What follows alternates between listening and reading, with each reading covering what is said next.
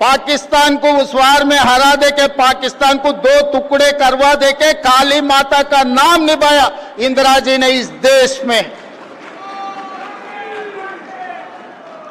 जिस दिन इस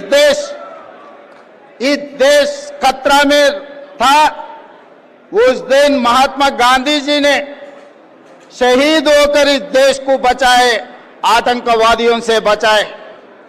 जिस दिन इस देश में आतंकवादियों का खतरा थे, उस दिन इंदिरा जी ने इस देश के लिए शहीद होकर आतंकवादियों को हरा देके इंदिरा जी ने इस देश को बचाए।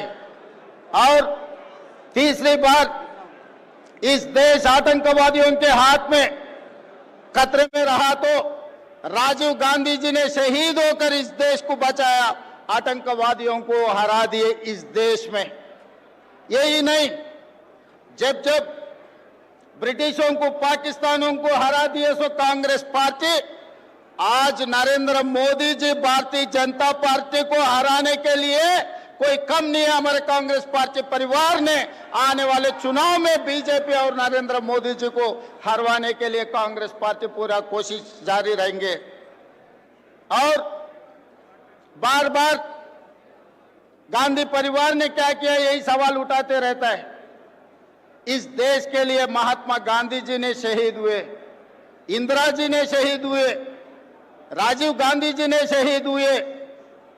जिस दिन यूपीए 1 जब कांग्रेस सरकार बनी, तब प्रधानमंत्री बनने के लिए श्रीमती सोनिया गांधी जी को सब गुजारिश किए, मगर she has sacrificed prime minister post, she has given to financial expert doctor Manmohan Singh को इस देश का प्रधानमंत्री बना देकर दुनिया में सबसे बड़ा ताकत की देश श्रीमती सोनिया गांधी बनाने के लिए मदद किए।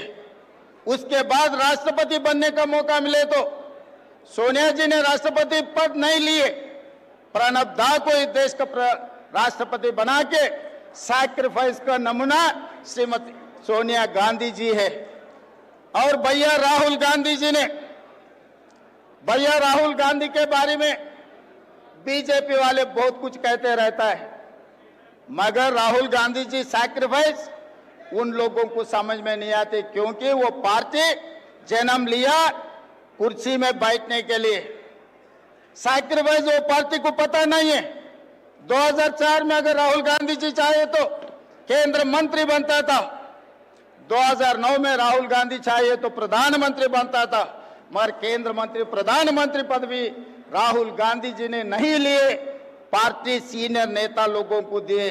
मगर पार्टी कार्यकर्ता बनकर राहुल गांधी जी ने काम कर रहे जनता के लिए।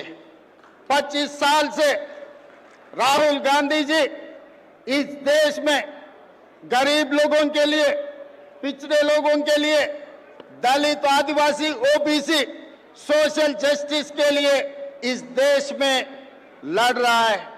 मगर दूसरे तरफ देखो, नरेंद्र मोदी जी 25 साल से वो कुर्सी छोड़ रहा ही नहीं।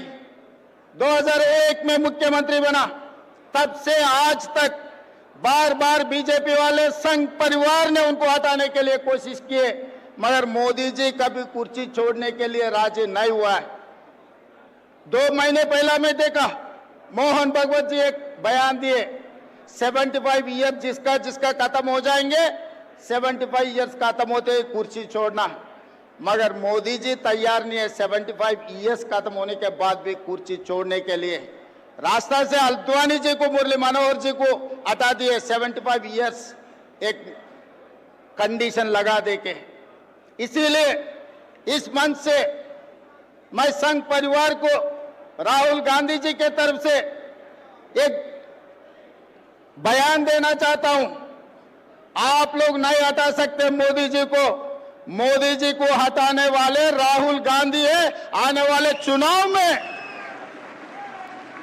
जो संघ परिवार ने नहीं कर सका, अटल जी ने जो नहीं कर सका, जिस दिन अटल जी चाहता मोदी जी को हटाने के लिए मुख्यमंत्री कुर्सी से, आज मोहन भगवत जी ने कोशिश कर रहे हैं मोदी जी को प्रधानमंत्री कुर्सी से हटाने के लिए।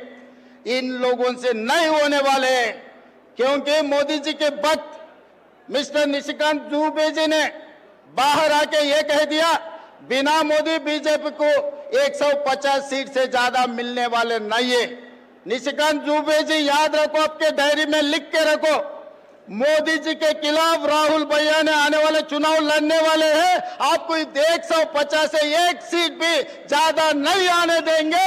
हम पूरा कांग्रेस परिवार तैयार होकर राहुल जी के नेतृत्व में इस देश में मोदी जी को हरा देंगे, मोदी जी को हटा देंगे। इस देश को बचाने के लिए, संविधान बचाने के लिए, आरक्षण लागू करने के लिए, सोशल जस्टिस, आज के तारीख में ओबीसी